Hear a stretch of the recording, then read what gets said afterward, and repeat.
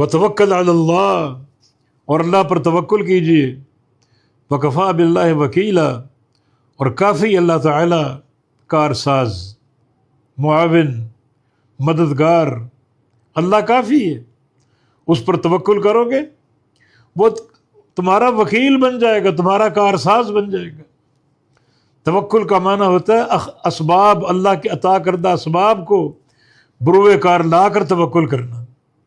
اگر کسی کی زمین ہے تو یہ نہ سمجھے کہ میں توکل کروں، بیٹھا رہوں، خود ہی اناج پیدا ہوگا اور میں کھا لوں گا۔ نہیں، جو اللہ کے عطا کردہ اسباب ہیں، زمین کو ہموار کرنا، بیج بونا، پانی دینا، یہ اختیار کرو، اور جب سارے کام کر کے بیج بو دیے اب توکل کرو، اسباب اختیار کر کے توکل کرو۔ کوئی شخص یہ نہ کہے کہ میں اولاد کے تعلق سے اللہ پر توکل کرتا ہوں، نہیں، اسباب اختیار کرو، حصول اولاد کے جو اسباب اللہ نے عطا کیے ان پر چلو، اور چل کر پھر توکل کرو۔ یہ توکل ہے، اور ایسا توکل کرنے والا متوکل ہے۔ اور اگر ایک بندہ بیٹھا رہے کہ میں بس توکل کرتا ہوں اللہ عطا کر دے گا، یہ متواکلین ہے، اس کو تواکل کہا جاتا ہے۔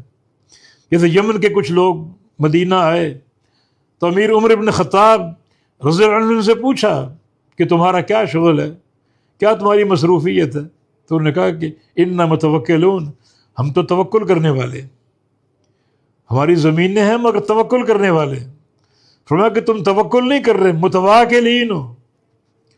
اسباب اختیار کرنا توکل ہے، اسباب اختیار کر کے پھر توکل کرو، اسباب جو حلال ہوں۔